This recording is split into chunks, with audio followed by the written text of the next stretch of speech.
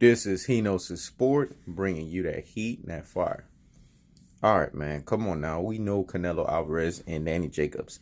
That fight is not going to be judged fairly. I'm going to say that again. That fight is not going to be judged fairly. Canelo Alvarez is the A side. Canelo Alvarez has the Mexican boxing fan base. Canelo Alvarez is also the big draw. Canelo Alvarez is the one that has the bigger contract that Mayweather had. So how's this fight going to be refereed fairly? You know, how are the boxing judges going to sit here and give the right results if it comes down to controversy or if it comes down to a close fight? That's not happening. This is why Danny Jacobs needs to make sure that he does not have any sloppy moments. Danny Jacobs needs to make sure that from the onset, he uses the two advantages he has in the fight: his pure athleticism and his combination ability. If he doesn't do that and he does not take a round off, I believe he can pull off the upset. Again, I have Canelo winning 7-5. Possibly Canelo might win 8-4. But I believe that Danny Jacobs, I believe every word he said when he said he's not going to let it go to the scoring cards and he's not going to let it go to the judges. I've said this before. Danny Jacobs looked more impressive against Triple G than Canelo did.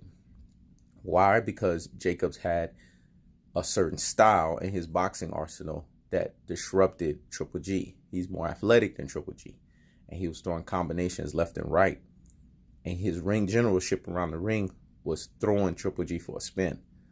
Canelo, on the other hand, is going to be a harder puzzle to figure out for Danny Jacobs, because Canelo's 1s and 2s are a lot better and a lot sharper than Triple G's.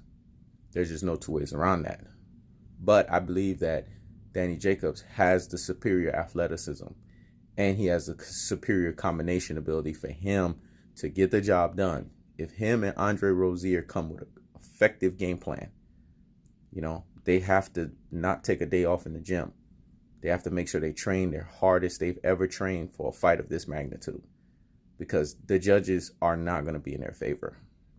And anyone who thinks that is a Rudy Poo and a plum brain at the highest levels. I'm going to say that again. Anyone who thinks that is a Rudy Poo and a plum brain at the highest levels. I've said this before. Canelo Alvarez is the darling of boxing.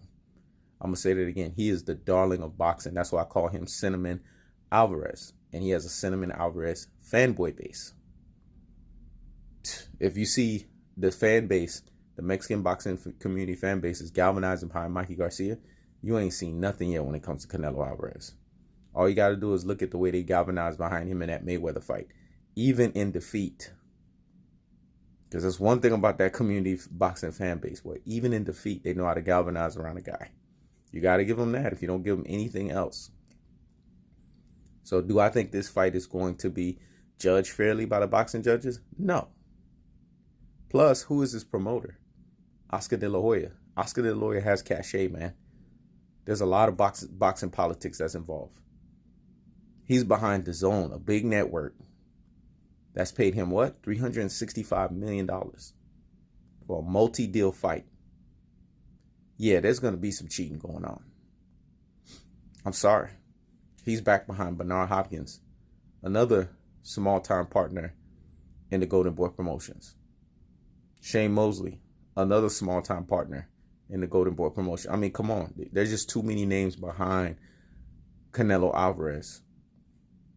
There's just too much politics involved in it. I smell politics from a mile away from that.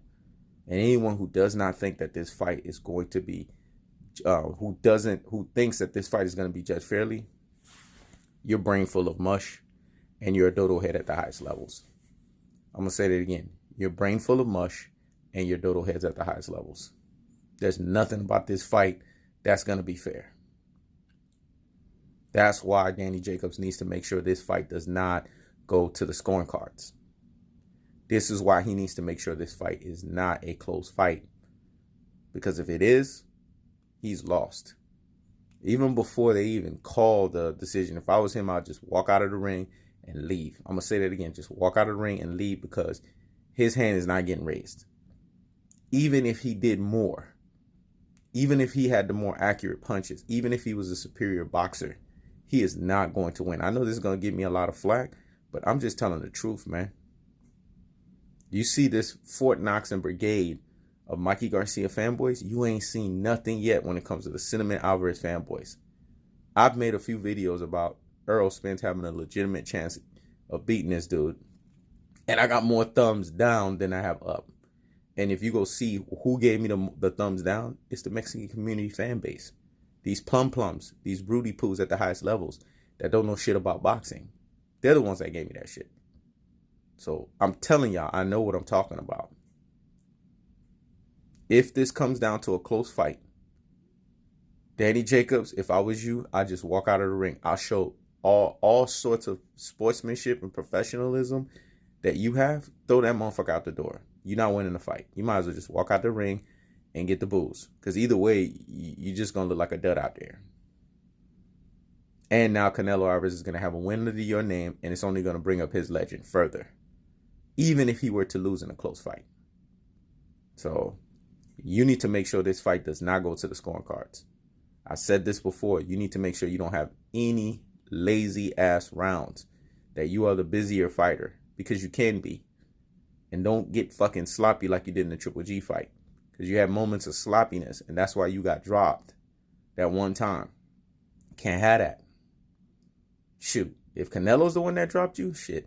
You saw how they robbed you over the Triple G fight? Boy. Robbery will be your first, middle, and last name. I'm going to say it again. Robbery will be your first, middle, and last name. They won't care if you do everything else well in all other rounds.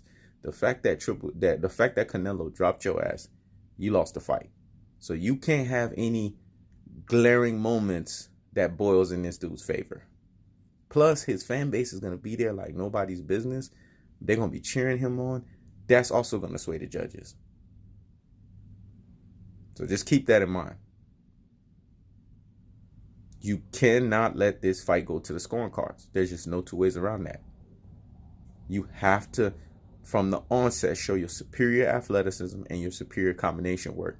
And I believe if you keep the foot on the necks, like I do on my YouTube channel, because I keep the foot on the what? On the necks, and you keep that gas on the pedal the whole damn time, you'll walk out with your hands up. I believe that. But do I think that honestly you're going to win because of what I've seen in the past? No. Like I said, I got Canelo winning 7 rounds to 5, possibly 8 rounds to 4. That's my call. Is there cheating going to be involved regardless? Yes. And anyone that can't see that got blinders over their eyes. This is He Knows His Sport. Checking out.